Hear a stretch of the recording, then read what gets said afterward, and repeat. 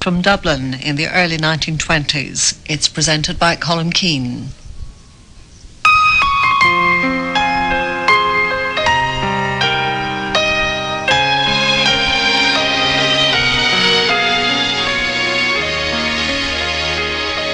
From 1920 to 1923, the dark clouds of conflict covered Dublin as they'd never done before. Throughout those years, the city saw the battle for the Four Courts. There were executions in Mountjoy Prison, gunfights on the streets of Dublin.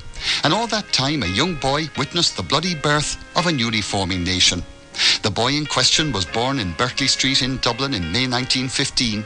His name was Michael Francis Coogan, and his family soon moved home close to Croke Park, where in November 1920 a terrible event would happen. That event, Bloody Sunday, where 9 people died in a hail of British Army bullets.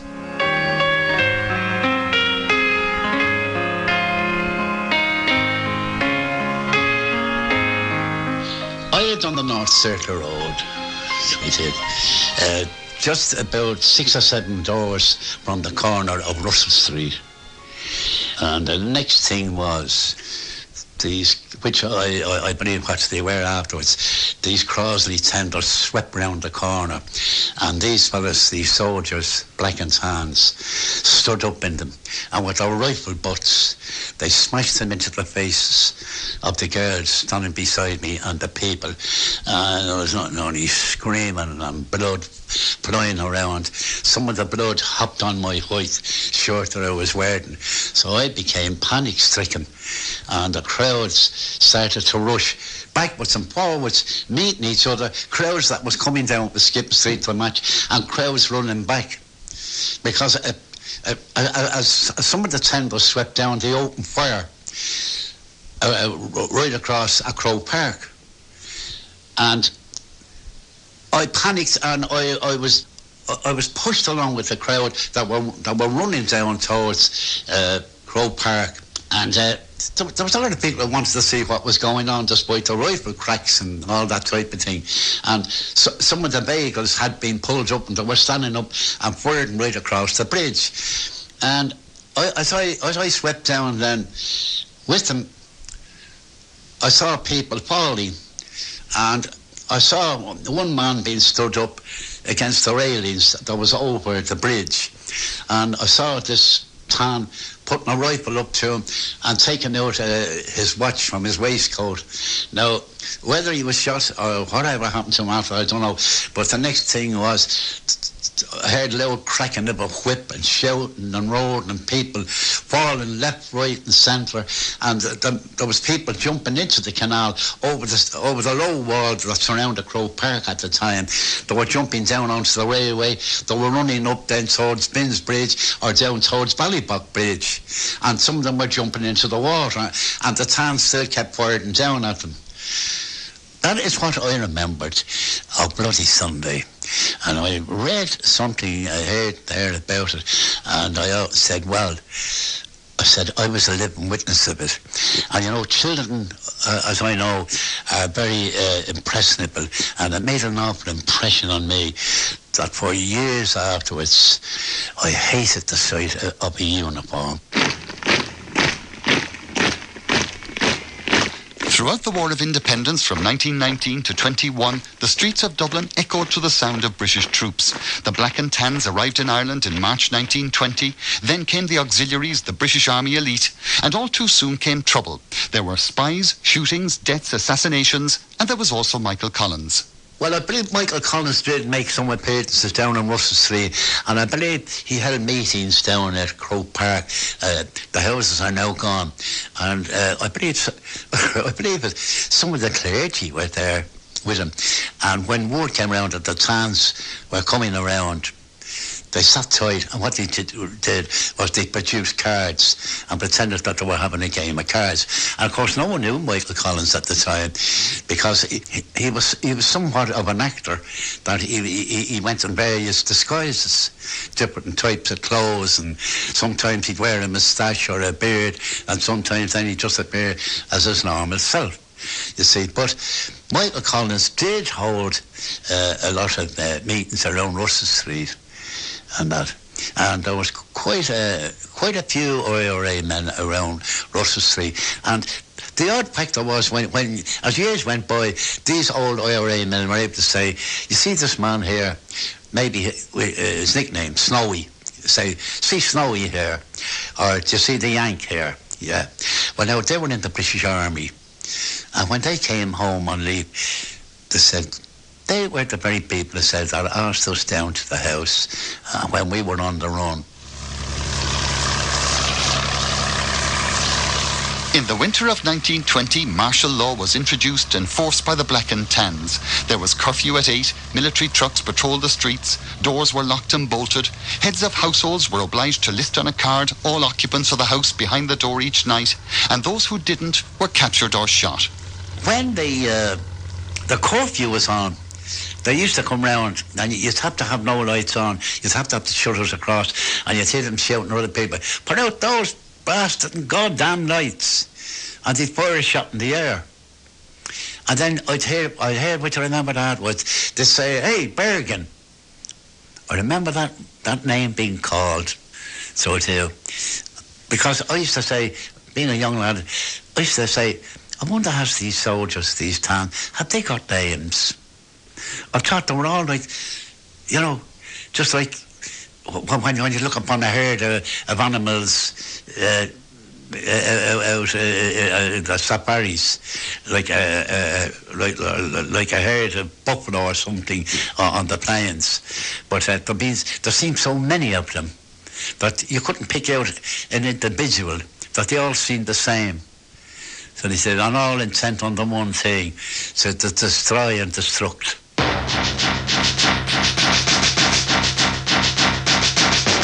Throughout 1920 and 21, the British Army waged a war of terror. Suspects were shot, properties ransacked, farm animals killed by bayonet. There was drunkenness, wanton violence, a British military campaign to suppress the Irish population.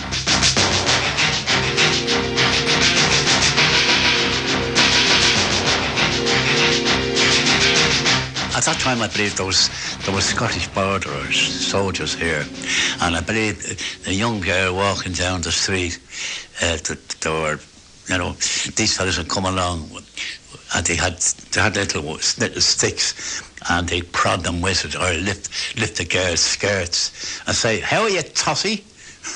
That was their word for it, you see. So no one actually liked them, and a lot of young men never moved down to town because there was a lot of intimidation there with the British forces knocking around, or the DMP. You couldn't stand. If you saw the DMP man was over and say, "What are you doing here? What's your business? Where do you live? Give me your name," and that. And then after he got down, you got a clout. That was the impression that I got. I also remember then another activity would came up. There was a chemist shop at the corner of the North Circle Road, running around into Summerhill Parade, named Duggan's. And Mr. Duggan, he was a great man with a white beard. He was very good to the poor of Dublin. He looked after everybody. But he was shot this particular day. And of course, there was, even at that time, there was contradictory stories. One story came up was the IRA went in and shot him. They said that they suspected he was passing on information because the IRA, he was very good, to, as I said to everybody, if you needed any kind of medicine or whatever it was, bandage or that, and if you couldn't afford it, he gave it out. Now, the other story came then, it was that the Tans shot him because they believed he was an IRA sympathiser, and he was also active in giving them medicine and first aid material or whatever they wanted. And they went in, and as a matter of fact, you see, why they put it out about the IRA was they also ransacked the shop and took money from it. Well, the Tans went above that. They ransacked everywhere they went. And if there was any money around or anything that they thought valuable, they took with them.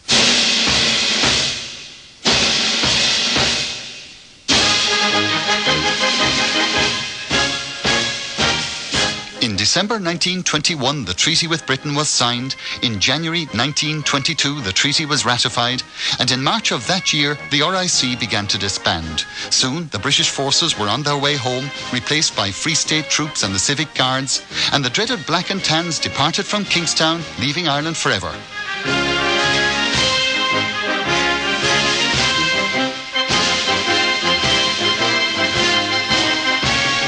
I woke up one morning there with my mother, and it was a fine sunny morning, and I heard all this marching, all the tramp beat going like that.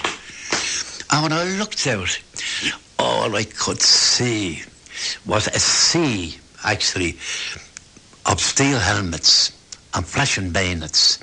And they stretched, somebody did, from Russell Street corner all the way up the North Circular Road, up past a pub called the Big Three, right across Dorset Street, and away up onto the North Circular Road, up practically up to near to going onto the North Circular Road towards the Phoenix Park.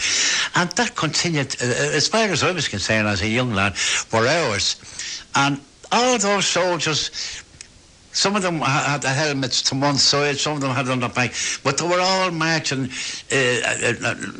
practically, although they were holding the rifles at arms and on their shoulder, they kept waving, so they did, and they were throwing cigarettes to fellas on it. And believe it or not, some of the people were clapping them.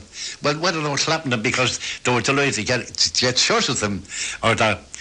But there were some people around at the time that when the fellas be standing at the corner of Russell Street, some of these old ladies come along and say, "Get out your shower of bowsies." You say, "You bloody blackguards, oi, amen, how are yous?" And they said, "Well, don't just go and put on the decent coat." You see, and that, of course, was to join the British Army. But going back to that, I saw all those, and I never forgot it, to see all those helmets, thousands of them to me at that time, and the flashing bayonets going down towards the North Circular Road. And that was the last we saw of the British.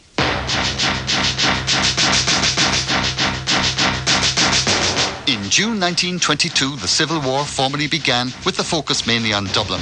There were battles in O'Connell Street, gunfights, shootouts between the old IRA and the new Free State, and a new era of fear, a new reign of terror struck the city of Dublin.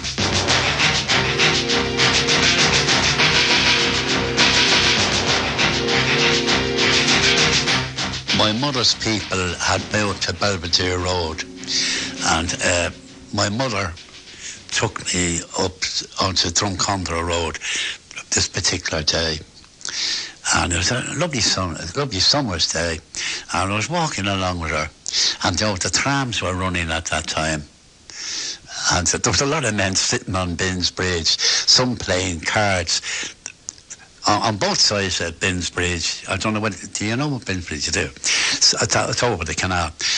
But just as we were coming along, a tram came along, and the next thing was there was a banging all over the place, and someone shouted, "Ambush, ambush."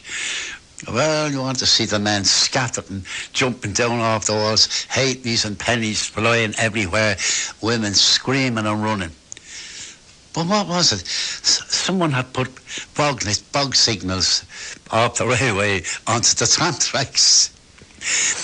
Because that was a recurrence that in them years, when people went out, they were in fear of their lives. On the 28th of June 1922, the battle for the Four Courts began in Dublin. Since April of that year, the IRA's No. 1 Dublin Brigade, joined by Tipperary colleagues, had occupied the building. They proclaimed the Four Courts the Republican military HQ. But now, in June 1922, a 3-day savage battle was fought on the Dublin quays, culminating in the surrender of the Republican forces. I was on the top of Garner Street and Mountjoy Street. And I was with my mother, or whatever business she was doing. And I remember one of our brothers rushing along and saying to her, "Margaret, get out of here." He said, "They're firing on the Four Courts." And then I heard in the distance the boom of a gun. And then I seen when I looked down, towards Garner Street, going down towards the Lippy. You could see all this smoke coming across. Now, people then weren't quite sure if the Custom House then was being burned on at the time. But anyway, as we made our way across Mountjoy Square and onto Piskippin Street and hit the Circular Road, the booming then became more incessant, and then we could hear the crackle of the rifles, and you could hear the chattering of machine guns. On the 22nd of August 1922, Michael Collins was shot at Bale-na-Blaw in County Cork. Within days of Bale-na-Blaw, the body of Collins was returned to Dublin to lie in state at City Hall. By now, Mick Coogan was attending North William Street School, and that tragic week, while still on summer holidays, the young Mick Coogan and his father Patrick went to visit Collins' body.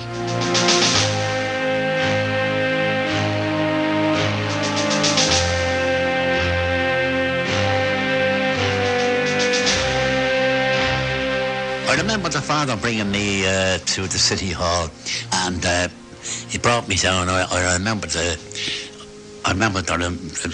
was a beer. It was it with the 4 candles, these things on it, like, you know, and the soldiers standing there with reversed rifles. Now we had to queue up.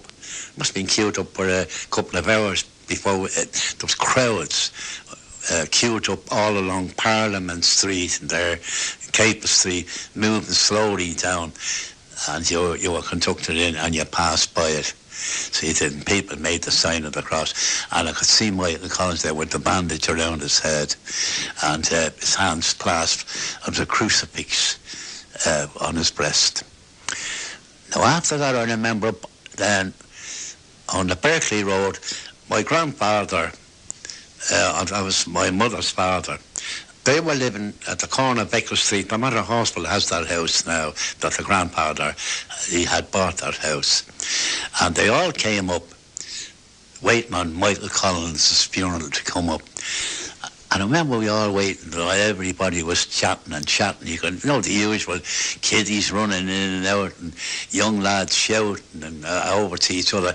And then all of a sudden, someone came up. Well, a good few of them came up and boastfully said, the funeral is on its way up.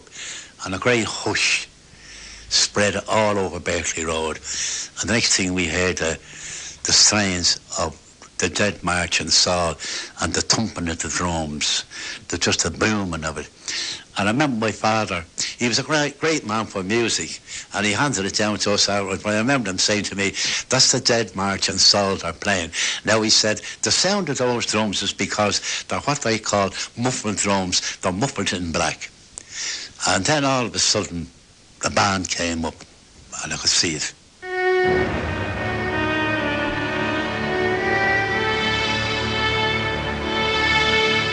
Following the shooting of Michael Collins, the civil war intensified and the deaths and cruelties continued. Soon, 11,500 people were imprisoned or interned, close on 1,000 people were killed, and a new callous regime of state executions was introduced to curb the rebel forces.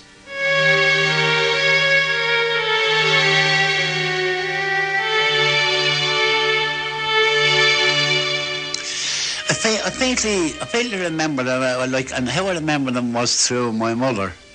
And when my father came home, she told him all about it. She told him then about the shooting of Kevin O'Higgins on his way to Mass. That was one thing. And then I remember then, like, when I think he was in there with Cosgrave's time. And then when G. Balera came in, his government or his minister actually done the same thing. They shot their own men. So they took them out, hardline Republicans, as they called them. And I remember as a young lad forming up along with Rory Furlong and several other people. I won't mention their names, but they were very well known, and their families are well known today. They were great Republicans, and we all marched a torchlight procession to Arbour Hill to release the political prisoners. sometimes we have a piper's band with us. Other times then we didn't. But I remember us all being split up and all running around Capel Street when the police came out and dispersed us. And would often take off their cloaks. And then if they got any resistance, then they whipped out a baton that they carried. And they slash it across the back of the legs with it, you know. And I remember that. And then I heard afterwards then that some of those prisoners were removed to Mountjoy, where they were taken out, and the Irish Free State Army took a fighting party, and who shot these men. I actually, years afterwards, I met a man who was on a fighting party, and he said to me, whether it was true or not, I don't know, but he said several soldiers got blanks. Others had the real thing. So he said, to this day, I never knew that whether I had a bullet that went through one of them men. But he said, I'll never, ever forget it.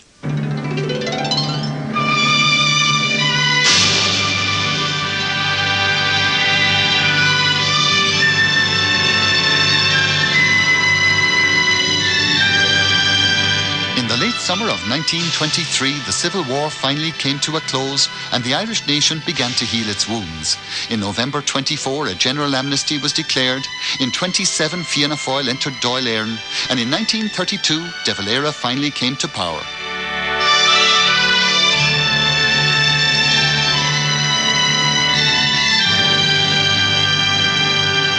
When De Valera's government first got in, Russell Street, bonfires were lit on the roads, and everybody was singing up Sinn Féin at that time, because I think De Valera's party was known as Sinn Féin earlier, and everybody was singing "Wrap the Green Flag Round Me, Boys." But as children, do you know what we missed? The British military that used to send around a lorry at night time, once at Belter, with a huge searchlight on it, and it'd be scanning all the rooftops. A huge searchlight. And then the kiddies, we'd be all out on the road, and they'd bring the light down on the road, and we'd all start dancing in it. And the soldier would start jumping it up and down. And we used to look forward to that, to be fair. But that was just some of the memories I had of it. Like, you know, at that particular time.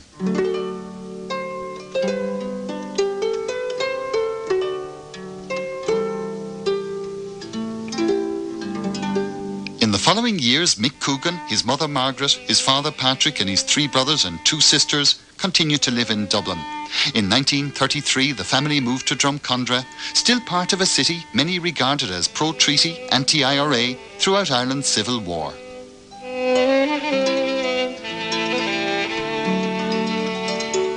As I look back now and speaking to a lot of them shortly after, when I was a young man, they were anti-Republican, so they were, and a lot of British sympathisers said, oh, they were only a mob, and they said they were bowsies and blackguards, and they said they were, some of them they said were criminals, that all they wanted to do was loot.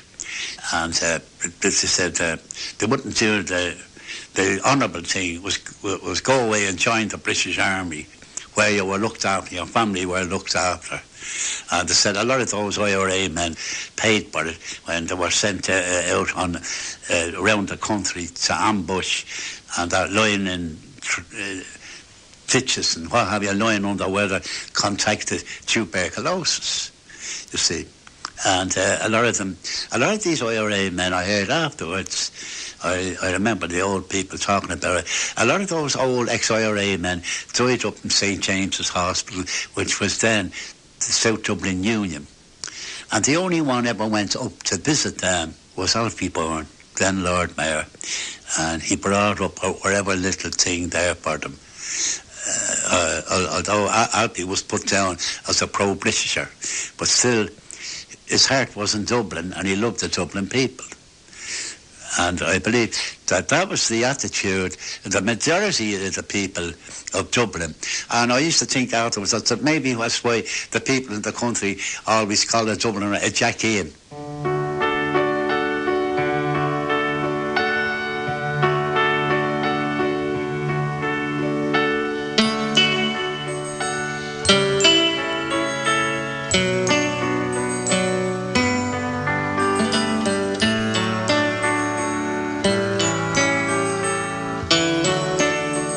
Today, Mick Coogan is aged 85 and he continues to live in Dublin.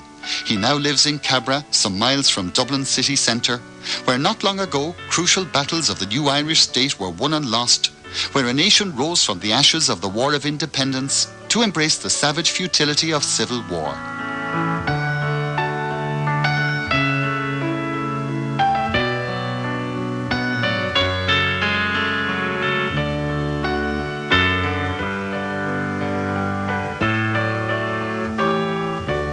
A lot of people, including my own father, said it was a waste of time and a waste, more importantly, of people's lives.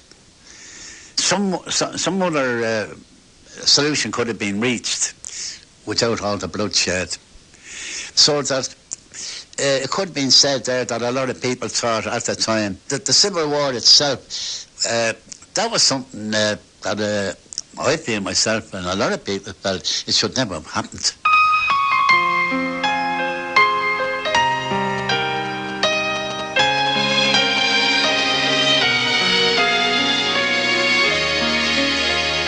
A lot of people lost an awful lot of faith.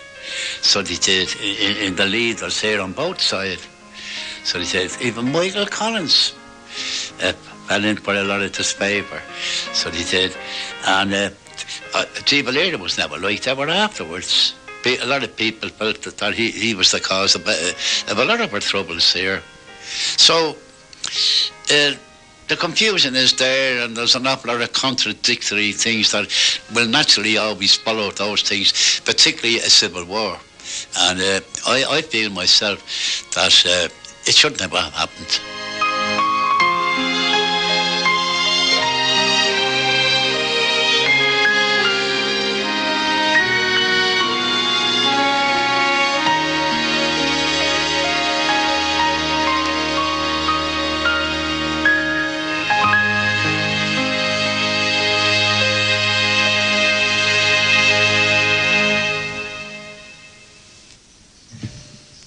The Uncivil War was presented and produced by Colm Keane.